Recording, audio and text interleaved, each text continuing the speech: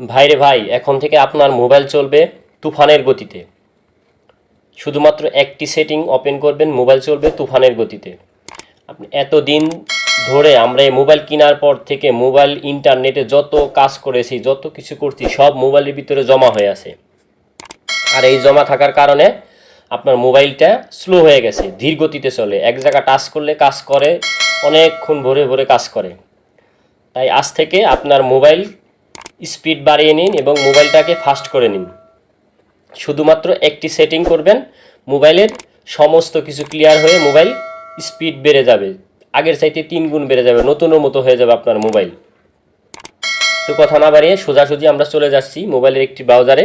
সবচেয়ে ভালো হবে ক্রোম ব্রাউজার সিলেক্ট করে নেবেন। আমি ক্রোম ব্রাউজারে চলে যাচ্ছি। ক্রোম ব্রাউজারে আসার পরে এখানে লিখে নেবেন মাই অ্যাক্টিভিটি। এই যে মাই অ্যাক্টিভিটি লিখবেন, মাই অ্যাক্টিভিটি লিখে সার্চ করবেন। সার্চ করার পরে আপনি দেখতে পারবেন এইখানে এই যে একটা লোগো আছে, এই যে মাই অ্যাক্টিভিটি, এখানে টাচ করে দিবেন। এখানে টাচ করে দেওয়ার পরে এই যে টাচ করে দেওয়ার পরে একটু স্ক্রল করবেন, স্ক্রল করে নিচে চলে আসবেন। নিচে আসার পরে দেখতে পারবেন এখানে যে ডিলেট, এই ডিলেটের উপরে চাপ দিবেন। ডিলেটের উপরে চাপ দিবেন। চাপ দেওয়ার পরে এখানে দেখতে পারবেন এখানে লেখা আছে অল টাইম। এই যে আপনার এই অল টাইমের উপরে ট্যাপ করে দিবেন। অল টাইমের উপরে ট্যাপ করে দিবেন। দেওয়ার পরে এই যে এইখানে দেখেন আমি এতক্ষণ যা কাজ করছি আমি আগেই ডিলিট দিয়ে নিছি, এই যে সব জমা হয়ে আছে।